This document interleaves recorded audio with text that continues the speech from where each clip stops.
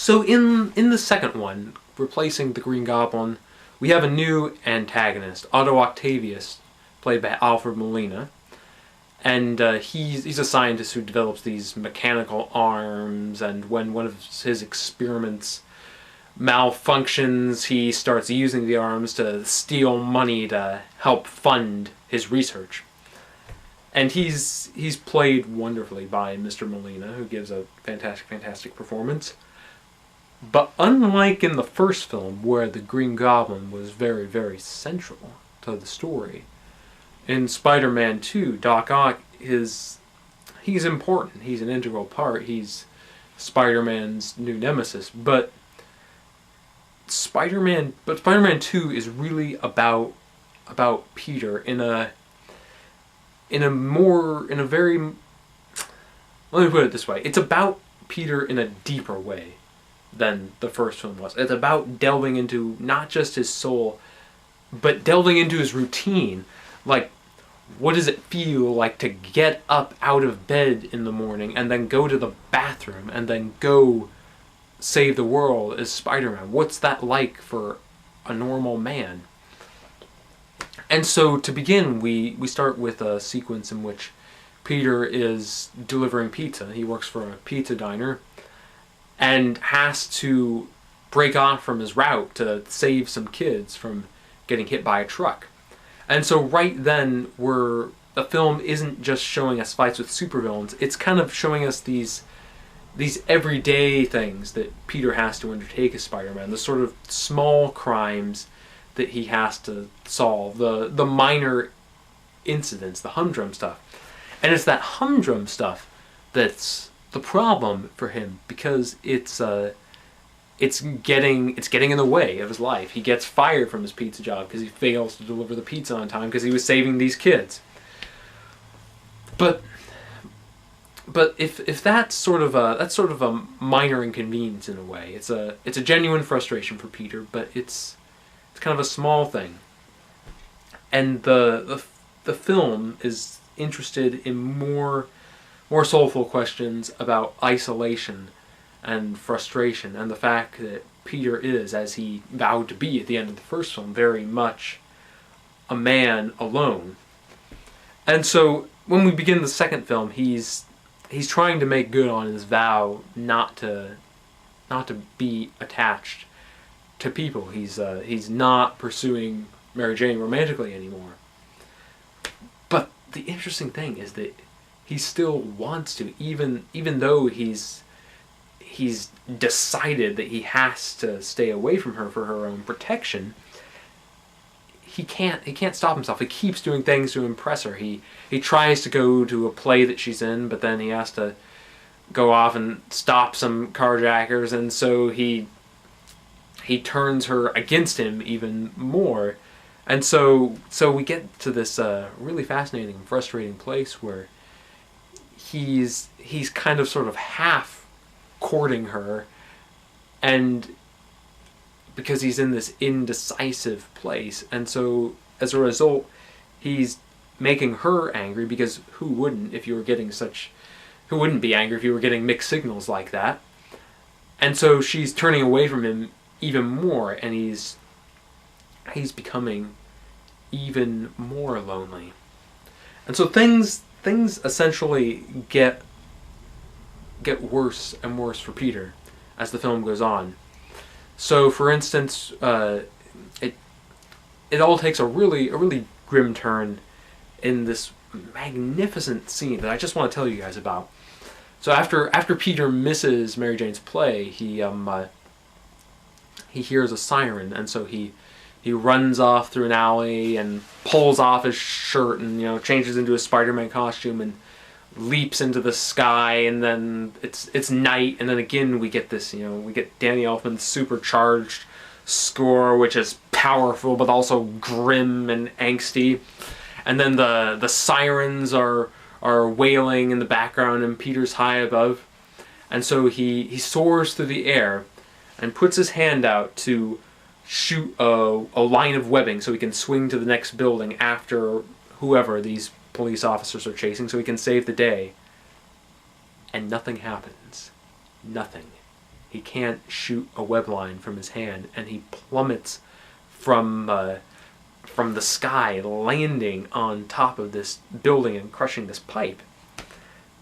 And so we get this just fantastic moment of Peter taking off his mask and being alone on top of the building, trying to figure out what's happening to me, why aren't my powers working?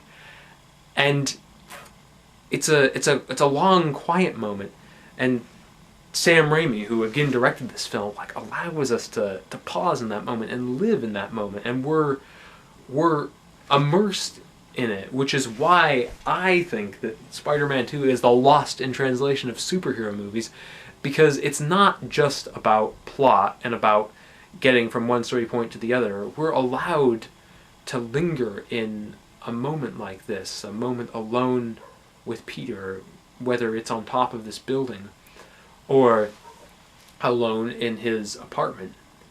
And we get this we get similar sequences to this where he's realizing that he's losing his powers.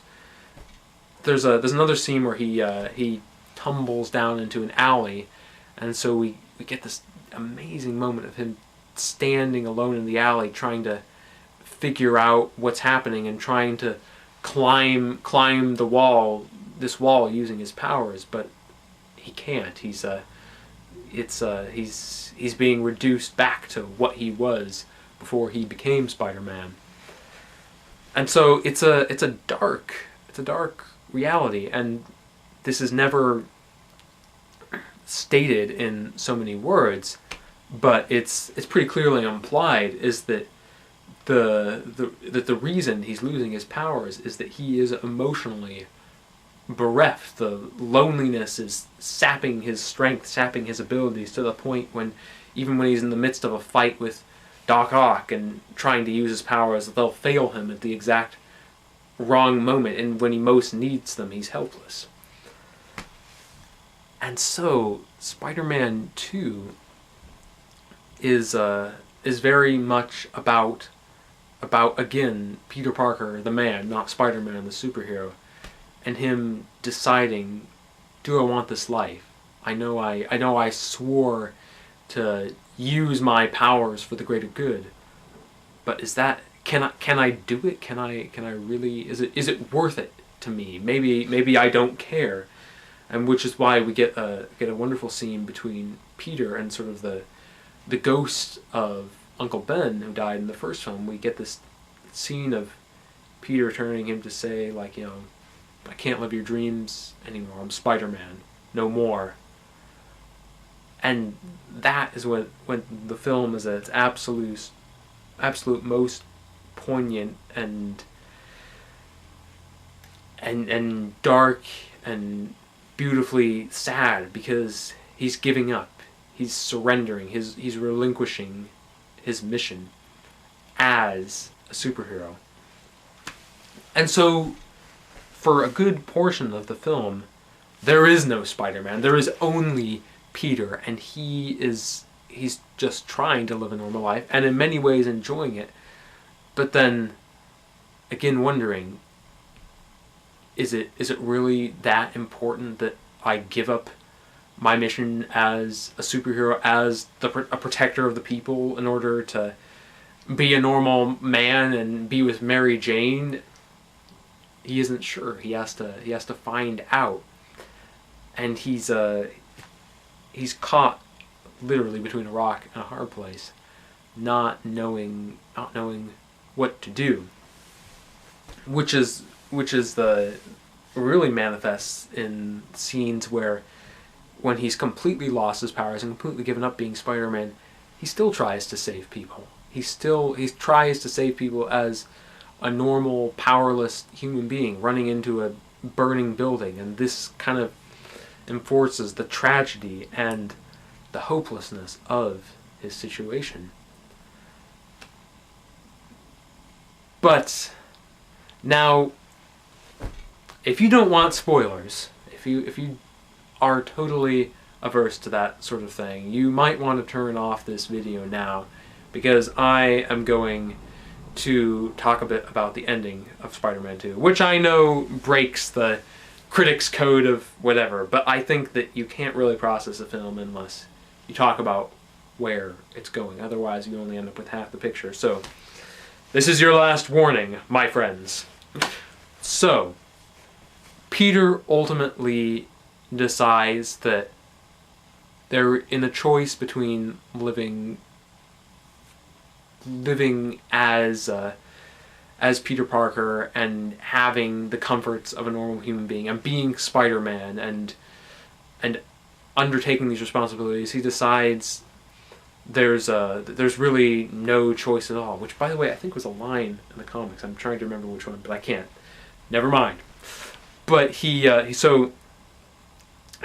takes off, redons his costume, regains his powers, and soars into the sky, having reclaimed his mantle as the defender of New York City. And in the midst of that, we get this magnificent fight between him and Doc Ock atop a moving train, which the sequence was actually shot in Chicago because there are no above ground trains in Manhattan. There are only subways. So there's the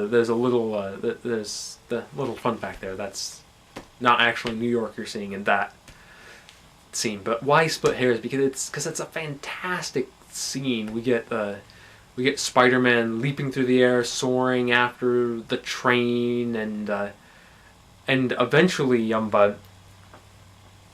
here's the important part. The important part is not the violence. The important part is what happens after it. We see in the midst of the fight, Peter gets hit in the face, and his mask catches on fire, so he has to tear it off. And so he, at the end, he manages to save everyone on the train from Doc Ock, and he's lying unmasked, unconscious, on the floor, surrounded by all these people, these train passengers he doesn't know, staring at him, who all of them who they may not recognize him, they don't know his identity, but they've seen his face, they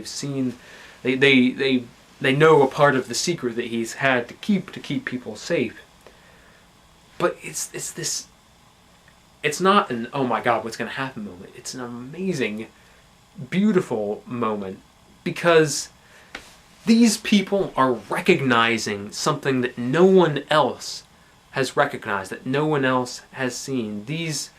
Throughout the film, people only see Spider-Man the hero, or Peter Parker the normal guy who can't keep his promises because, unbeknownst to him, he's always having to run off and be Spider-Man, and that's interfering with his life. But these people aren't seeing Spider-Man the crime fighter. They're seeing Peter Parker the crime fighter. They're seeing the man behind the mask, the whole man, the complete man, the complete hero. And so we get this amazing line where this guy says, he's just a kid, and sort of how he's seeing Spider-Man as human for the first time. And they the scene gets even better when Peter wakes up and presses his hand to his face, realizing, oh my god, my mask is gone, these people have seen my face, I have to get out of here. And then this one guy just kneels down before him and says, it's all right. And it's such a beautiful moment, this guy showing him this kindness, this hero he doesn't even know. And I love this moment, and I love the fact that Peter doesn't say a single word during the scene. He's too, at first, freaked out and too moved that these people have seen him for who he is, to say anything. And so we just get Tobey Maguire there looking worried and also grateful to the kindness of these strangers. And this Spider-Man 2 is, in my opinion, certainly one of the greatest films of all time, and of course the greatest film in the Spider-Man series. And it's full of wonderful moments. I could go on and on about the moments in this movie that I love, but this moment with these people on this train, for me, that's the moment that sells the movie, that makes it as beautiful and moving as it is. And I think it's so fascinating that the greatest moment in the trilogy is not between Peter and someone he knows. It's not between him and Mary Jane, or him and, one of his kind of long-term enemies. Both Mary Jane and the villains in the series are people who he has very concrete relationships with this history with. But on the train, his contact with these people, they're people who know almost nothing about him, and I love the fact that these strangers, that Peter's encounter with them is maybe the most important encounter he has in the series, because they, in a way, even though they don't know him personally, they know him better than anyone else ever has.